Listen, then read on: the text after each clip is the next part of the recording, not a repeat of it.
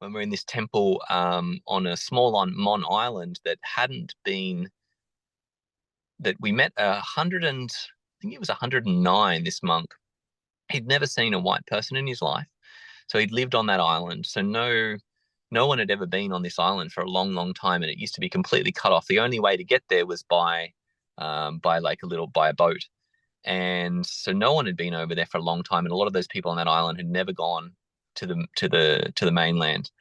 And this monastery is there in the center of the island, and we went there, and there we found this huge temple wall that had for years and years had been built on layer by layer by layer, the shrine, and behind the shrine was this huge sort of teak platform, and it was over 250 years old, and 205 or 210 years ago, the platform had been supported by a bunch of these enormous teak boxes. And inside those teak boxes were these manuscripts.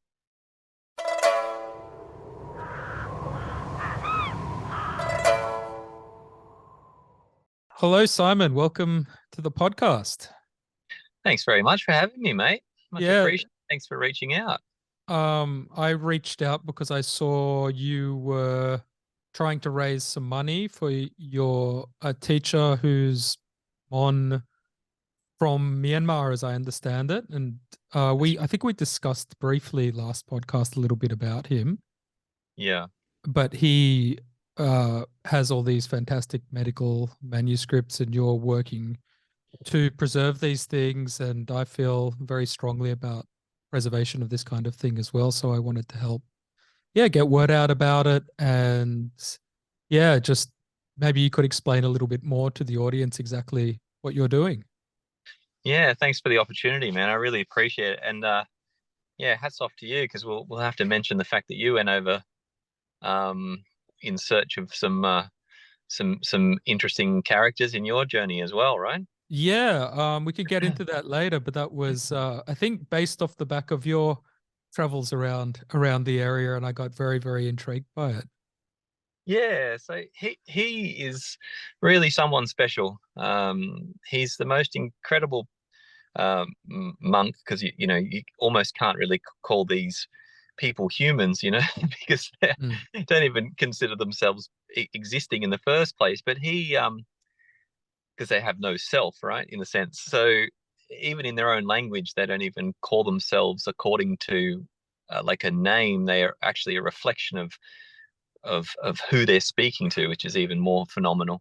But basically, I met him when I was 19, and I was searching for any monk. Like, I just heard about this concept of a monk, and it's just such an unusual thing to me at the time, because I was like snowboarding and in the professional snowboarding circuit. So to hear about this person who just devoted themselves to understanding the cosmos was just completely a unique viewpoint on the world. And I went searching for him, and actually had a dream the night before I met him about all the circumstances that were going to happen before I actually met him. And Wow. then the next day, that dream started to play itself out in reality. So I was already just living in this kind of weird subconscious world, but in my conscious brain. And then, just a series of events led me to him. And then I met him, and I said to him, "Look, would you teach me about what you think?" And he said, "Yeah, come on in." And then we spent the next pretty much 15 years learning about his philosophy. I traveled all around the world with him, or mainly to Southeast Asia, but he lives in Canberra. He is the only, at the time, I think not quite to this point, but at that time, he was the only person from the Mon, the nationality of Mon, MON people, who were the original inhabitants of Burma, and parts of the Thai Delta as well.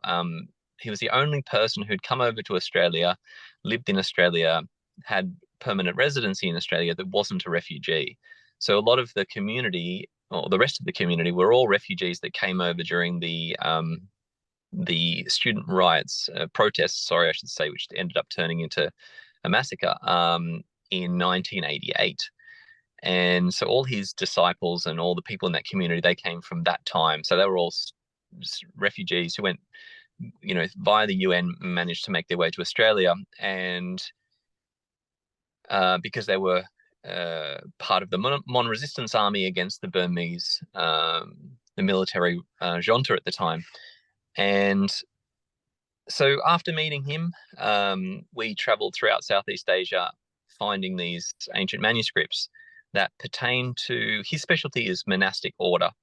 So he would, get right into the literature, the grammatical structure of the old Mon language into the modern day Mon, and then kind of trying to understand his history and his people. And I traveled with him to document those manuscripts. We digitalized them and smuggled them out of the country because at the time Myanmar was closed, and so it was very difficult. And his culture was under like ethnic or cultural genocide, I would say, to put it bluntly. And so in order to get those manuscripts out of the country, it was very, very difficult. Even to find them in the first place was incredibly difficult. So we would have to sit with the abbots of these particular temples and discuss, his background with them, where he came from, who his teachers were, to make sure that we were legitimate, because at the time there's lots of spies around and they were actually burning these manuscripts. So, but over the course of these conversations and these lunches, sitting with these monks, these abbots, they would realize, wow, he's legitimate.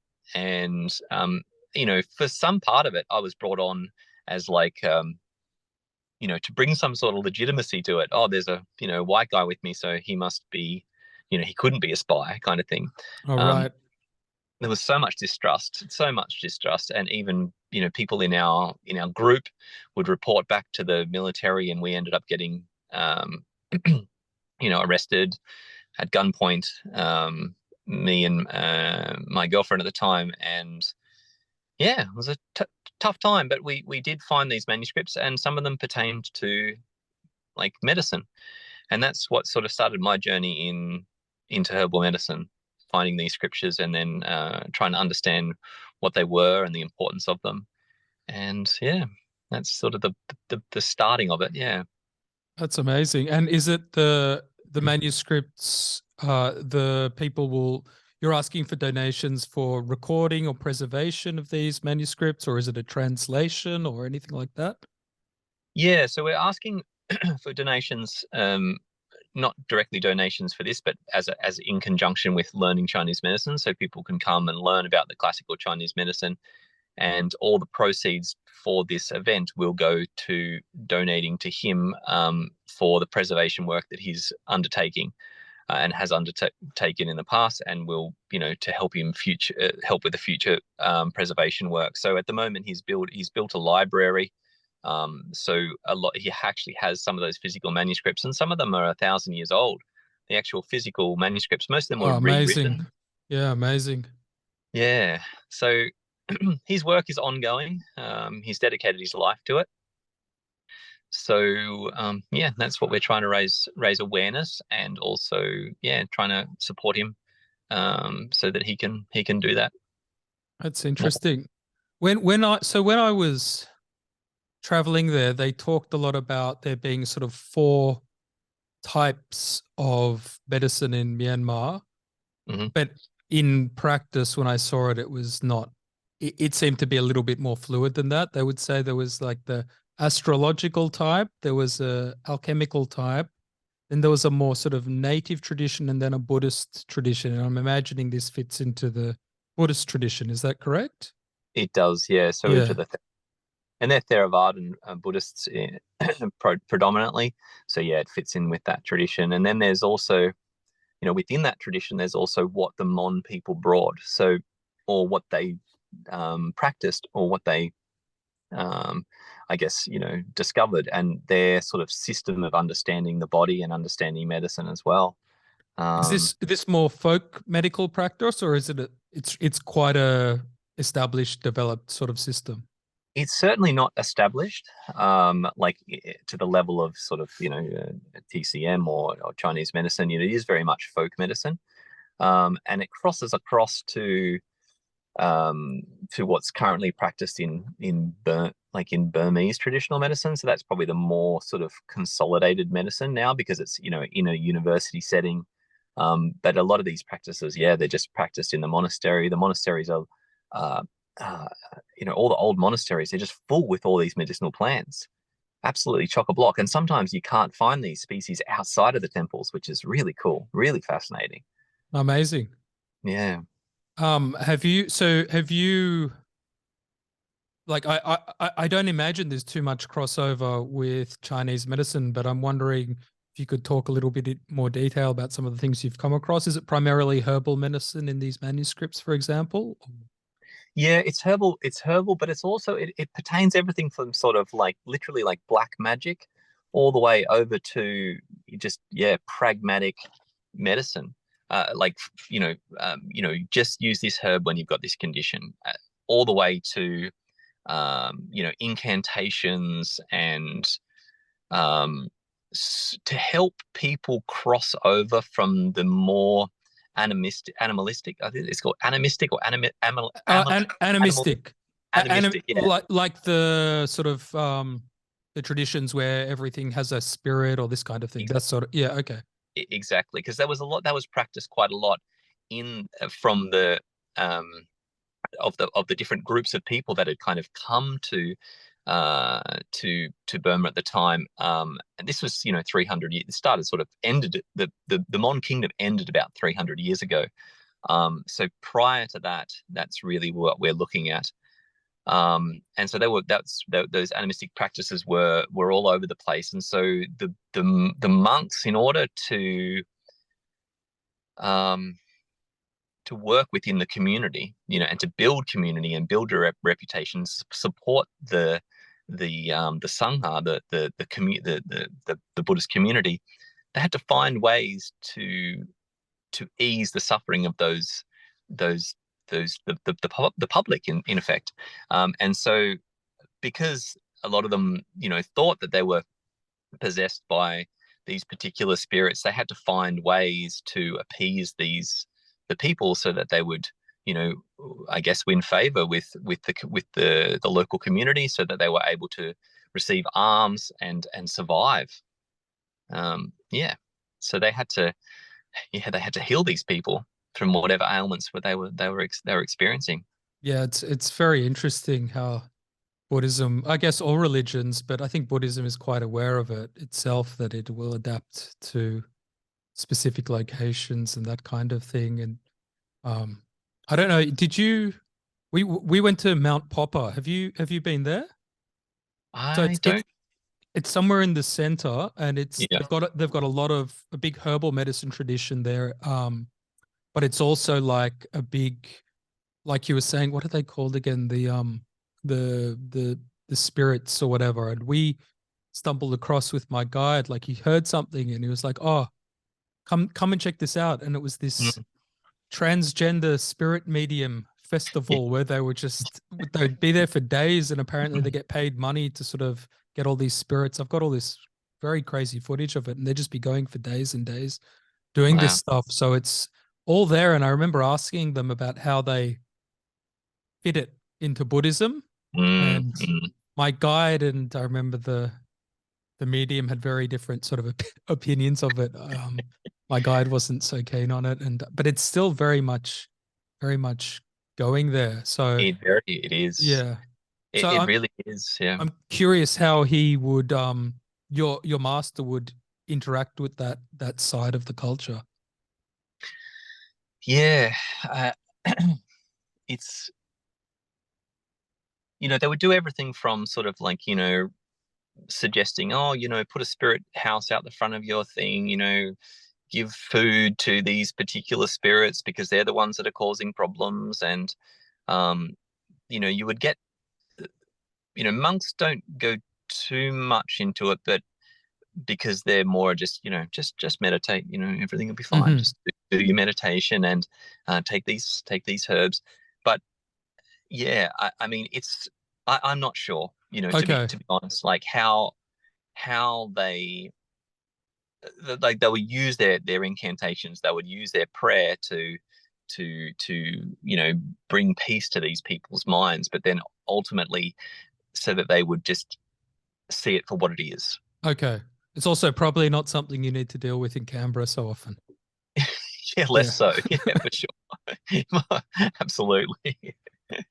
Um, Another question I had was, did you see any reference to like much reference to minerals or alchemical practice in the documents? Because that's I saw people like doing the like what we would in China external alchemy stuff with mercury Mm. over there. I was like blown away to see that Yeah. sort of stuff.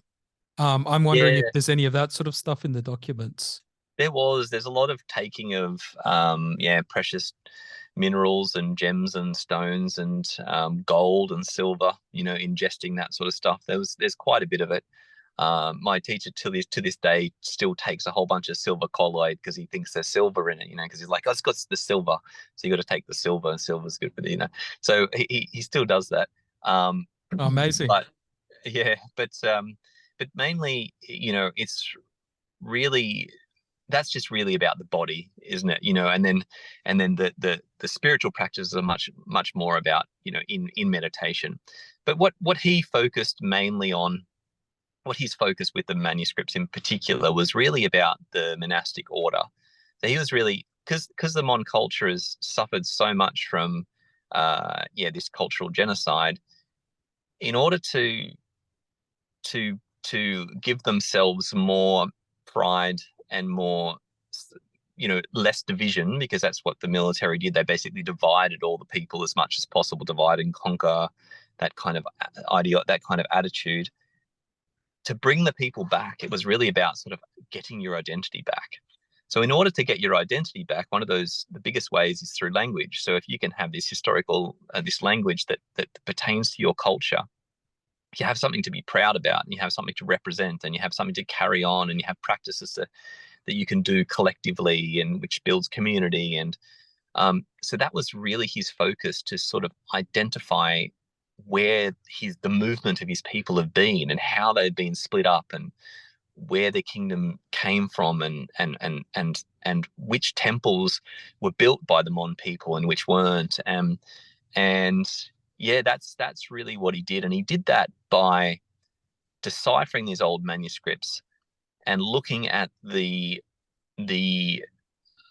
grammatical structure, um, because in order to understand it, you need to understand what they're saying, and if you can't understand the grammar, then you can't really interpret these texts.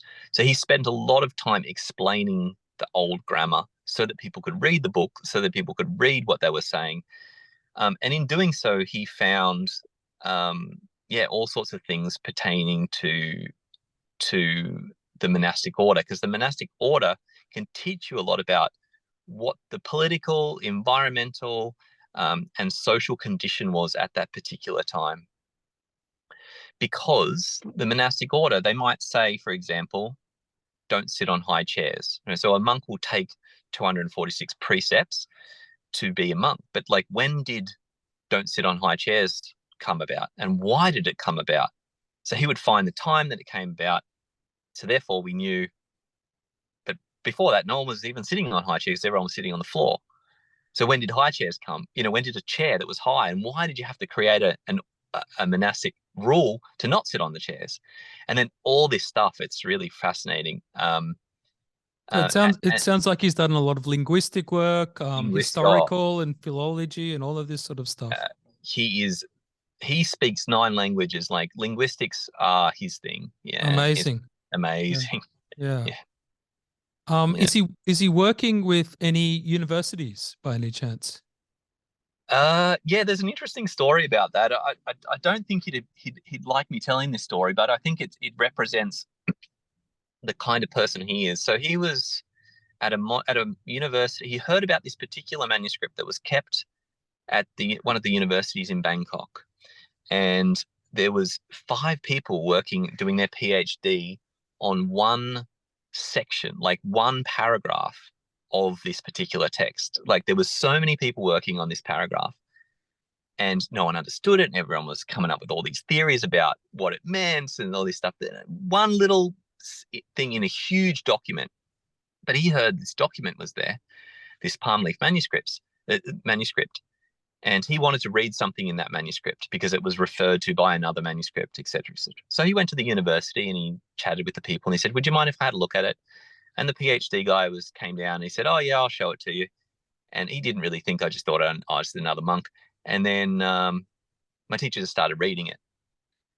Just like read everything, knew everything about it. He was, and then the PhD candidate was like, "Can you read this stuff?" He's like, "Yeah."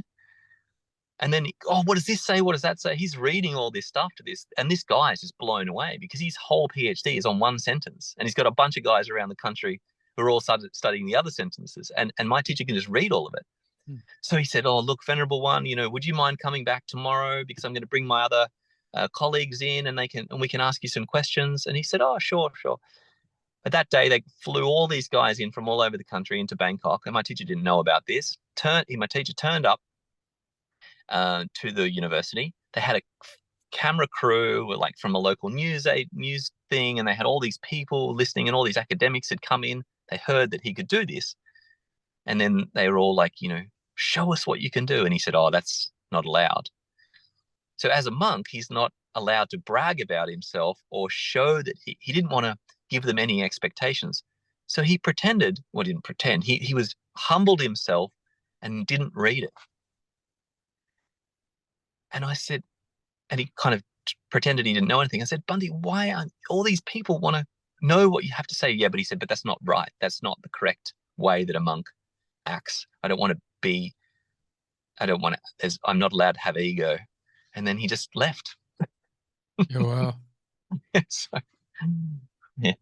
So the universities are very interested in what he has to say. And he said, "If they want to learn from me, I'm totally, they can come and talk with me anytime, but I don't want to do it in front of a film crew and all these academics." So, but he did keep in contact with these people and help them a great deal. So, yeah.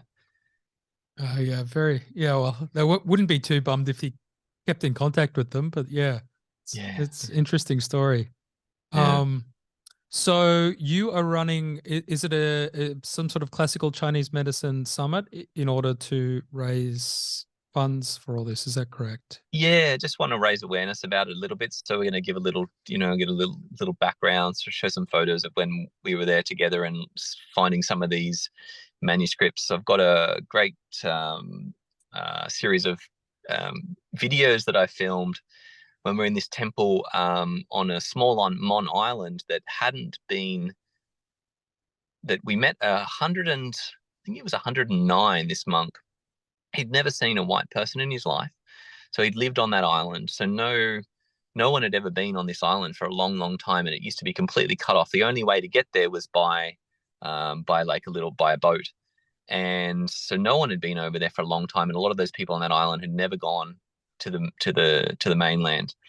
And this monastery is there in the center of the island, and we went there, and there we found this huge temple wall that had for years and years had been built on layer by layer by layer, the shrine, and behind the shrine was this huge sort of teak platform, and it was over 250 years old, and 205 or 210 years ago, the platform had been supported by a bunch of these enormous teak boxes.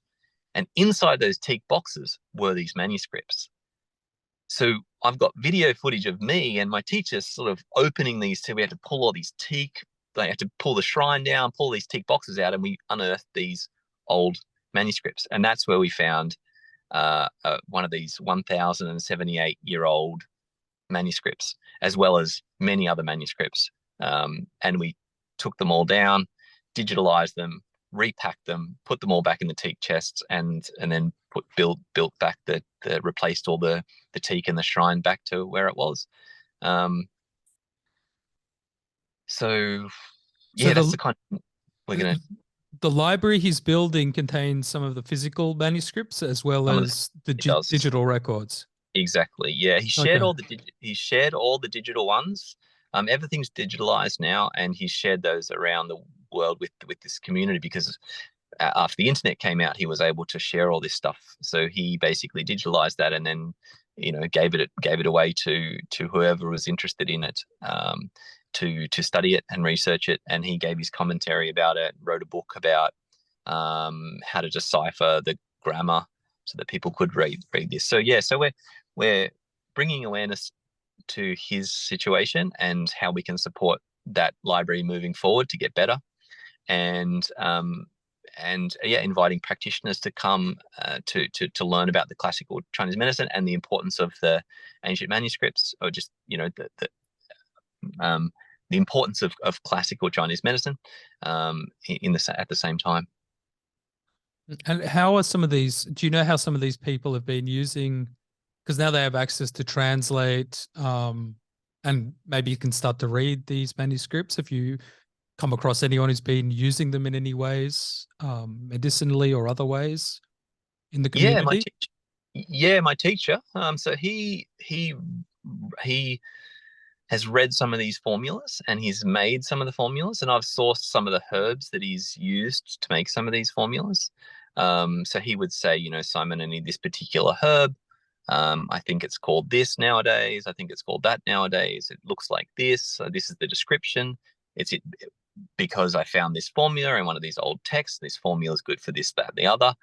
And then we'll go through that whole process, and then he makes the formulas, and we grind it up, or we roll it into pills, or we do whatever we want, whatever it says to do, and then he gives it away to his community to help them. So, and then he laughs to me, and oh, my medicine's very good, better than yours, Simon. And yeah, Well, it explains a lot how you got into the current line of work you're in. Very much so. yeah. Well, he was my inspiration because I was with him for so many years, and then he said to me, I wanted to sort of do something, and I wrote this project proposal to this non-profit organization uh, about preserving his work, and they were kind of like, "Who are you? What do you want this money for?" And then I realized, oh, I'm not very professional. And I said to him, like, "What do you think I should do?" And he said, "No one's going to take you serious until you get a piece of paper, because in this country, in Australia, no one takes you seriously until you have a piece of paper, and I can't give you that piece of paper unless you want to be a monk. Um, but that's not really going to help you in proposing, because you can't, as a monk, you can't go and seek out funds, right, to help me." So I said, not that he ever asked me for his help, but that was my motivation. And I said, oh, well, I'm going to get a piece of paper. And then I thought, what's the closest thing to understanding his medicine? And I was like, herbal medicine. And then I was like, well, herbal medicine from Asia, that might be a good starting point. And that's why I studied my degree. And I came back 5 years later, and he let me feel his pulse, which was great. Yeah. Have you noticed much any overlap or any similarities between Chinese medicine and these manuscripts? Yeah, I've found I've used some of his formulas in a clinical setting, and I've found them incredibly effective. So much so that I had to tell him that his formulas were really good. So have a bit of a competitive spirit between us all the time. It's like a very joking kind of competitive spirit. Like, I'm born on the 2nd of May. He's born on the 1st of May. So he always laughs that he was before me and stuff like that. So that kind of thing, is always going on between us. And I had to admit to him one time that his formula worked really, really well, like better than a Chinese medicine formula for this particular pulse. And he was very proud. And I was very proud to be able to use his formula in clinic. But in terms of crossovers, there are a lot of herbs that are used in both disciplines. Yeah, both practices. Um, yeah, but they use it from a different paradigm for sure. So more from a sort of, it's kind of a crossover. It's kind of got a bit of Ayurvedic influence to it. Mm. Um, and but because it's folk medicine, it's very hard to, he emphasizes constantly the importance of of adaptation, of not thinking, of saying, well, you're in a different environment now, so you can't use these formulas. You have to understand how the environment works. If you understand the environment, that's all you need to understand. Like, he did the whole thing where you like walk outside and eat this plant and tell me what it does. Mm. That he's done that to me multiple times. Like we'd have a conversation and we'd get a certain distance and then he would go, let's go for a walk. And we walk outside, he'd go, eat that plant and tell me what it does.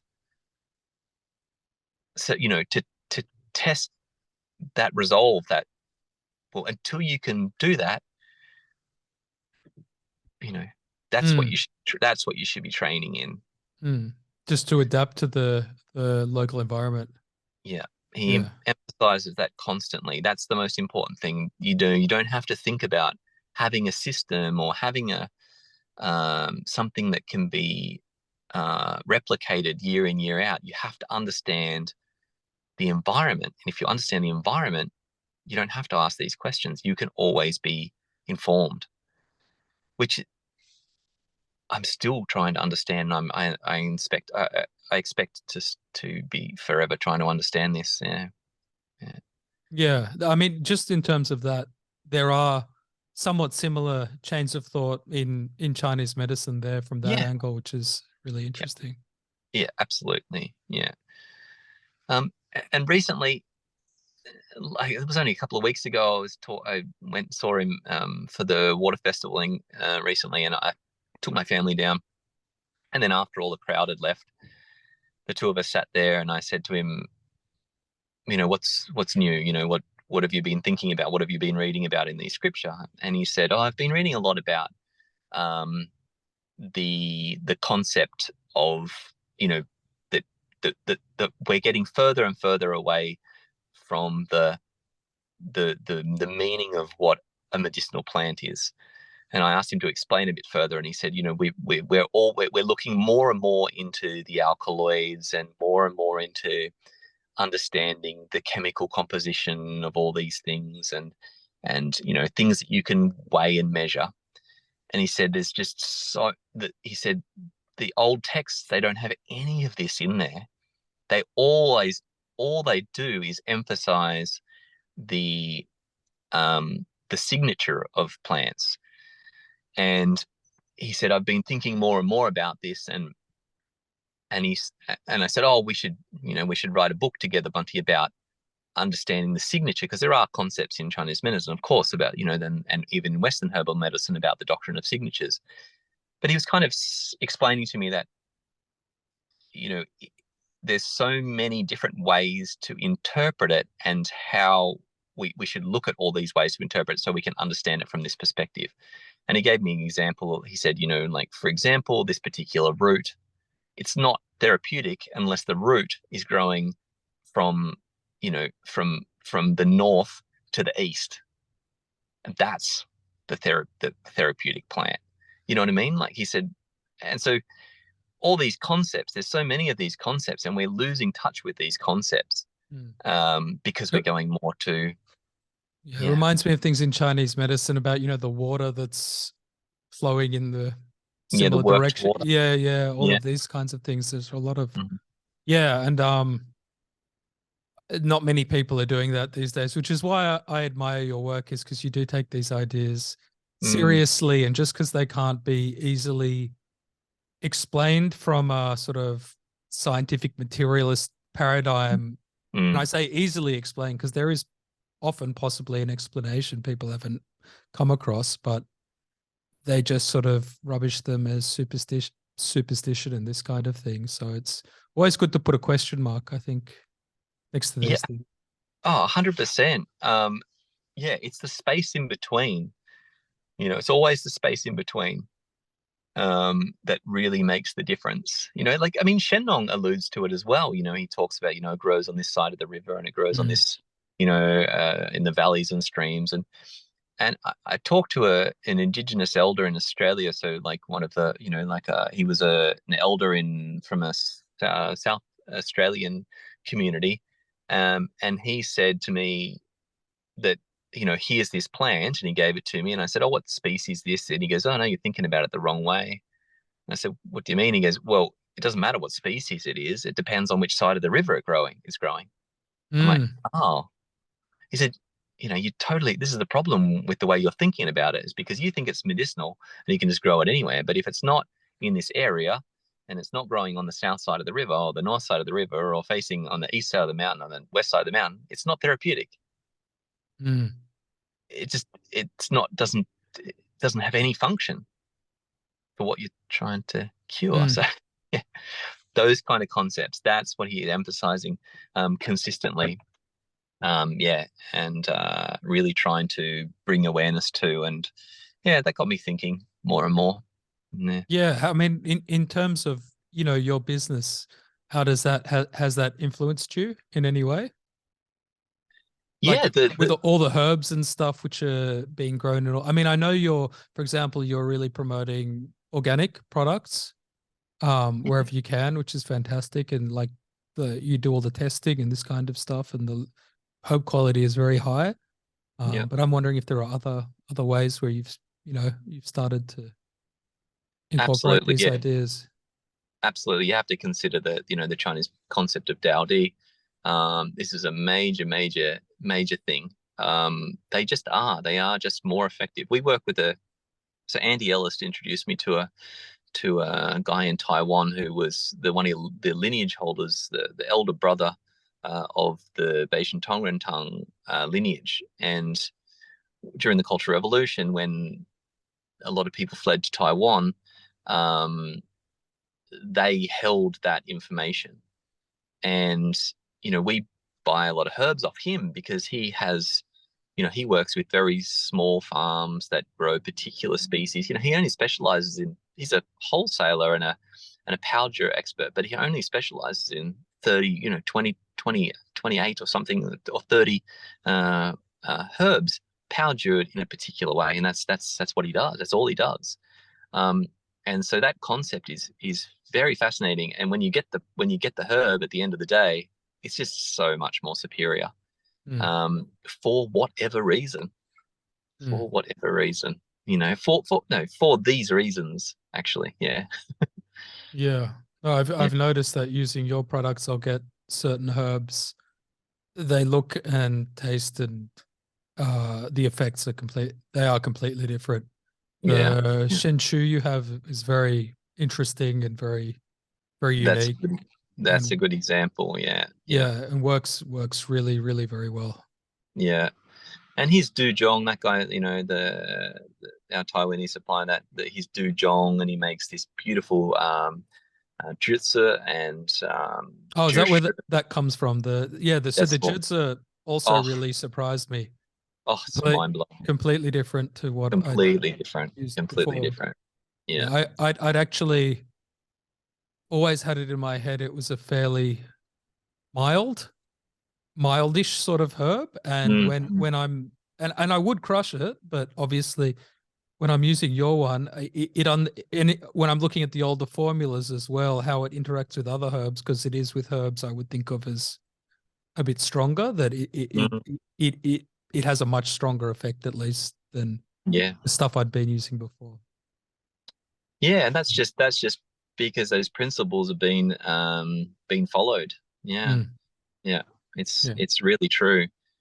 It's true with so many herbs, it really is. Yeah, Mm, it's fascinating and it's so overlooked, unfortunately. But yeah, I think and not only that, the way that something's made, the way that, like, we'll make one, for example, like even my our production, the head of our production, Adam, he's this incredible chef, and he's always innovating and coming up with ways to make things better. And he's like saying to me the other day, because we soak it in vinegar, and he said, oh, there's this special, there's this really old way of preparing vinegar from rice and everything. I can get this rice vinegar, and he sourced it for us, and he bought it, and we're starting to soak it, and it is just so much more powerful, because before we were using a straight vinegar, just mm, a white vinegar. And he was saying, I don't think that was the kind of vinegar, and all this, so it's just want to get better and better, and that's ultimately the goal, is to try to make these make these formulas from the best herbs and make them the way they were originally made. And you know, it's everything from, you know, how you roll a pill. You know, the old way of saying, you know, if you want a tonic, if you're making a tonifying pill, you roll it in a clockwise rotation when you roll it, and if you're making a reducing, you roll it in the opposite way. Like, these things, they are fascinating, and I think the less we practice them, the if we don't practice them, they're going to die. Yeah, very much so. We've got to practice them. Yeah. So I'm really happy you've been doing this work, and I'm also happy you're getting a bit more recognition, I think, for what you've been doing overseas as well as in Australia now, which is really great. Yeah. Really great. Well, it's people like you who support us, you know, like I was just thinking just when we started this, you know, that it's not until people ask you the questions that, you know, like the fact that you're asking these questions is really touching to me, because it goes, wow, you know, wow, it's nice to find people that are interested. Like the time I said to you, oh, you should go and check out this guy, and then you were in that village messaging me saying, Simon, is this the picture of this guy's hut? I mean, I was just telling my some of my staff that story over lunch, just saying, oh, I'm going to talk with Daniel. He actually went there and went to these places. I mean, man, that is awesome. Yeah. Well, yeah, no, you inspired me, that story, and unfortunately we found out later that guy had passed on, but yeah, I did have an amazing trip and met amazing people off the back of that, and yeah. it was just, yeah, I mean, I'm planning on having, see, I don't have kids yet, so it allows me to do stuff like that, but Yeah. soon that's going to change. So Yeah. I've got a little bit left in me, I think, but it's yeah. Well, it's inspiring. It's super inspiring. You know, it's really, really cool. It's the journey. Yeah, absolutely. And I feel strongly with you, the same sort of thing, that if people don't, it's got to the stage where sort of being protective of this information means that it's not going to be passed on, because often there's not that many people, especially around, who are that interested in preserving it. So, Yeah. and I do feel it's very valuable. Yeah, So it is. Yeah. So regarding your classical Chinese medicine seminar, if you wanted to let people know a little bit about where it is and how to apply if they're interested. Yeah, for sure. So they can go onto our website, empiricalhealthshop.com.au. Go on the menu and search under events at the bottom. And then it's called the Chinese Medicine or Classical Chinese Medicine Mini Summit. So we're going to have Sabine Wilms, Zev Rosenberg, Andy Ellis, Iran Evans, Laurie Ayres. They're all going to be doing the sort of theoretical component. So we're just going to basically have a discussion with those people.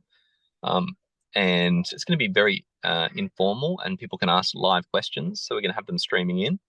We're doing it in Melbourne on the 17th and 18th of June at the Torrens University, I believe, the campus in Flinders Street.